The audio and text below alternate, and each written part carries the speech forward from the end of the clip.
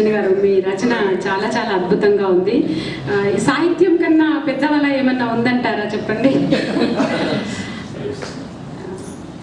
యార్లగడ్డ లక్ష్మీనారాయణ గారిని వారు ఏదో సాహిత్యం పైన మాట్లాడతానన్నారు. వారిని వేదికపైకి రావాల్సింది ఆహ్వానిస్తారు.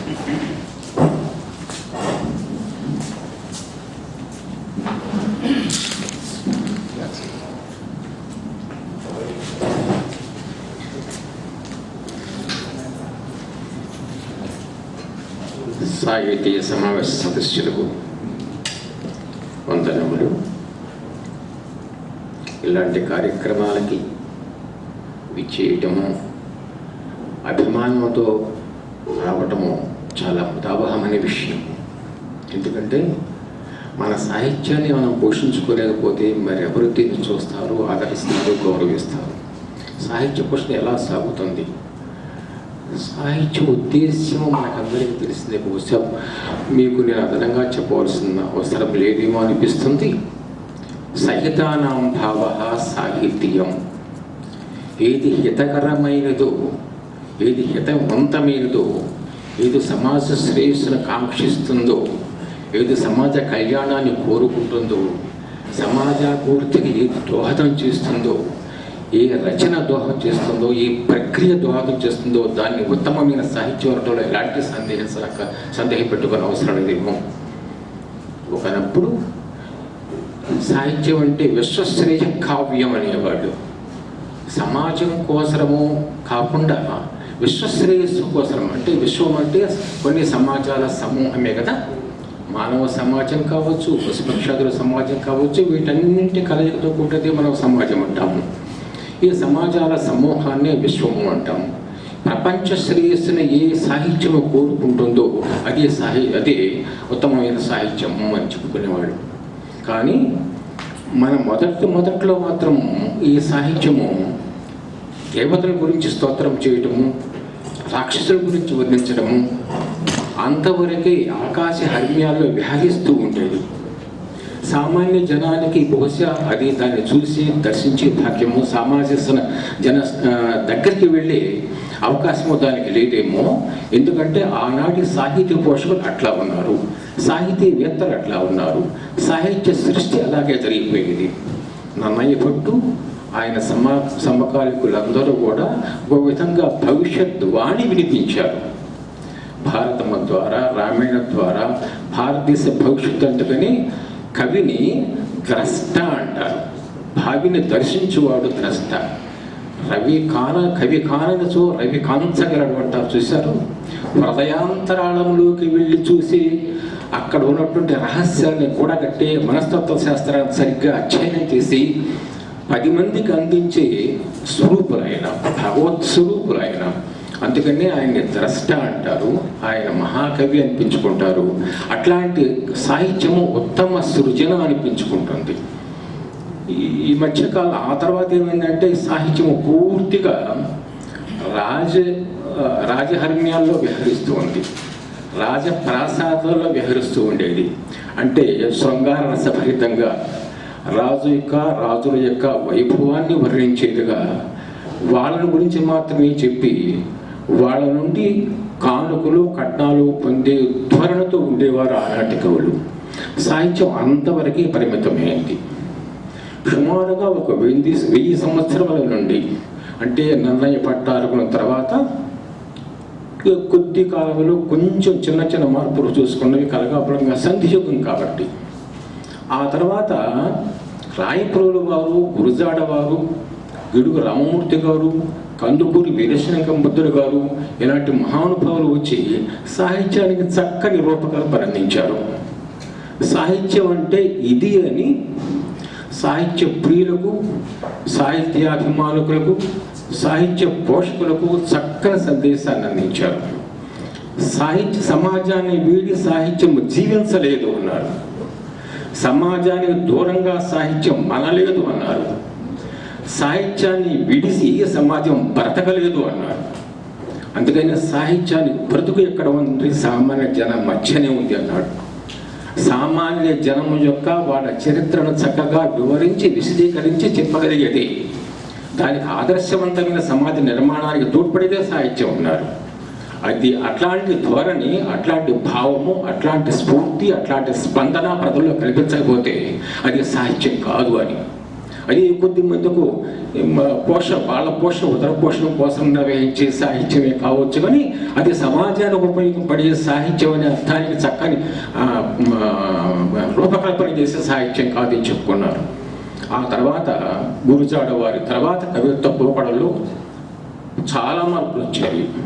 భావ కవిత్వము, విప్లవ కవిత్వము, ఇట్లాగా కవిత్వ ధోరణిలో చాలా చాలా మార్పులు వచ్చినవి. దీనిలో సాహిత్యంలో కూడా విభిన్న ప్రక్రియలు ఏర్పడినవి. ఒకప్పుడు కావ్యగతమైనదే భాష, గ్రాంధికమైనదే భాష. ఇప్పుడు జనభాష, వ్యావహారిక భాష, ప్రజల్లోకి అర్థమయ్యే భాష, ప్రజల మధ్యకు తీసుకుని వెళ్ళే భాష సాహిత్య స్వరూపాన్ని ధరించింది. ఈ మధ్య మీరు విని ఉంటారు, మహానుభావులు ఆయన ఈ మధ్యకాలంలో గతించారు, తుమ్మల సీతారామమూర్తి చౌదరి గారు.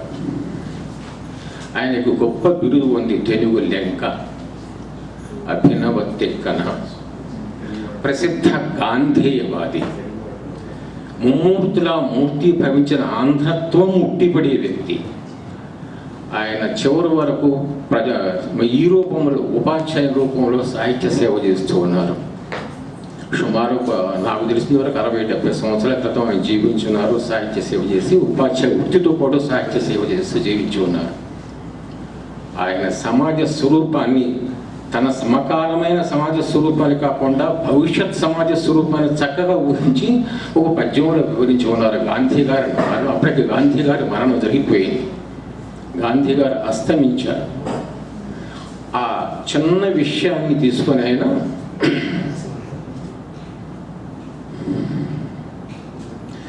కుక్క కాటుకై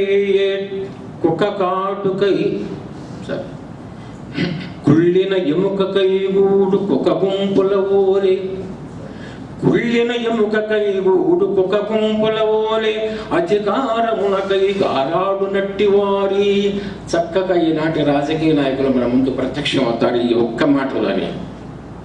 కుళ్ళిన ఎముకకై గూడు కుక్క గుంపుల ఓలే, అధికారమునకై గారాడు నట్టి వారి.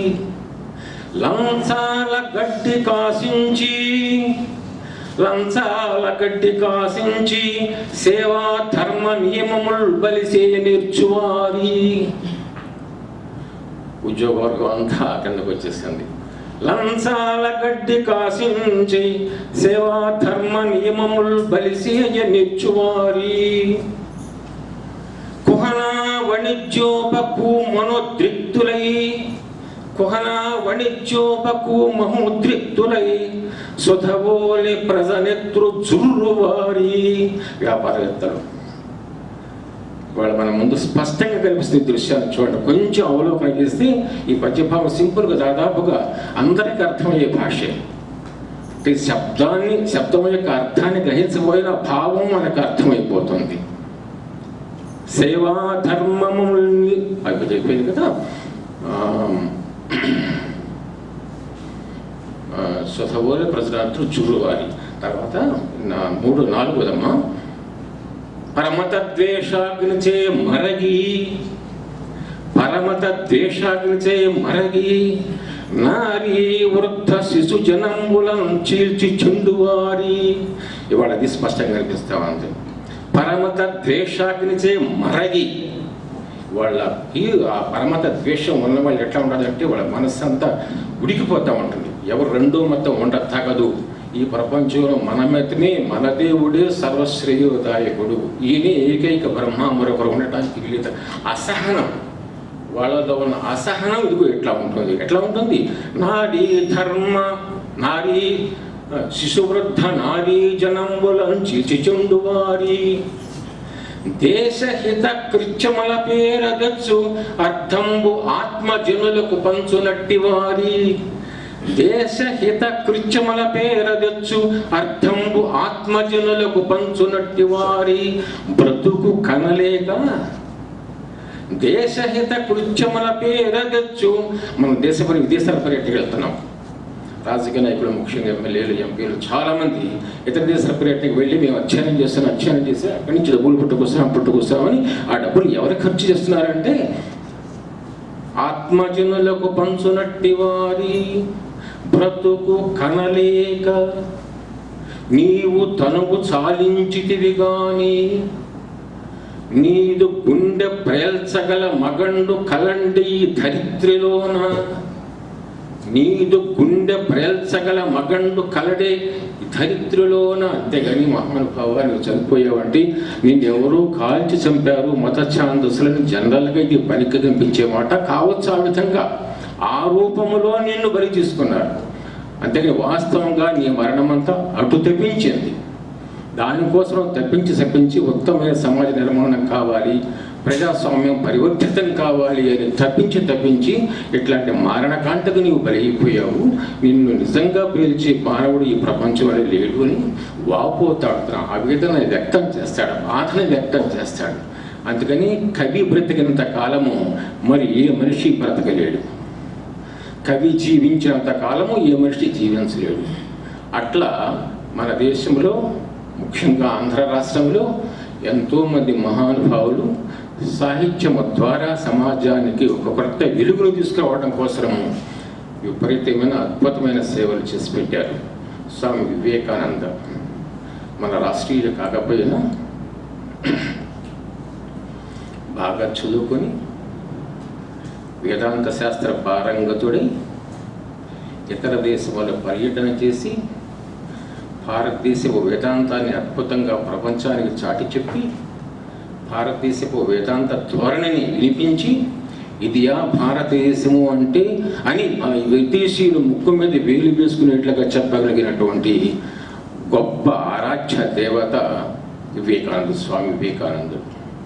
అట్లాంటి మహానుభావులు వాళ్ళ సాహిత్యం ద్వారా ఆయన వినిపిస్తారు, అద్భుతమైనటువంటి సాహిత్యాన్ని వినిపిస్తారు.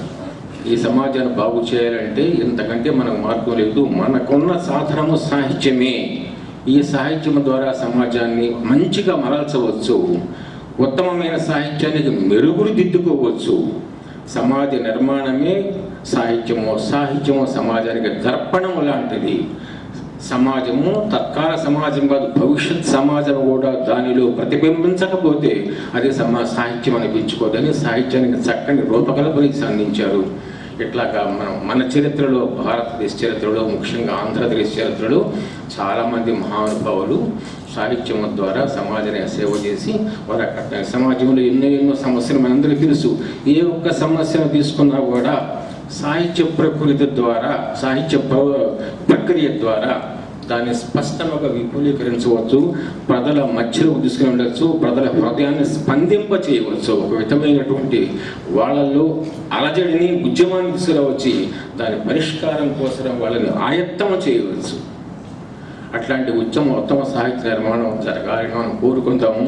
ఈనాడు సాహిత్యం మనం చాలామంది చూస్తున్నాము. సాహిత్యం అంటే కేవలం పట్టపోసుకోవడం కోసమే, మనం చాలామంది ఉద్యోగం చేస్తున్నాం, ఉద్యోగం చేసిన సంపాదన కోసమే అనుకున్నట్లుగా సాహిత్యం అంటే కేవలం సంపాదన కోసమే కాదు, సాహిత్యం అంటే సమాజం కోసం అనేది నాకు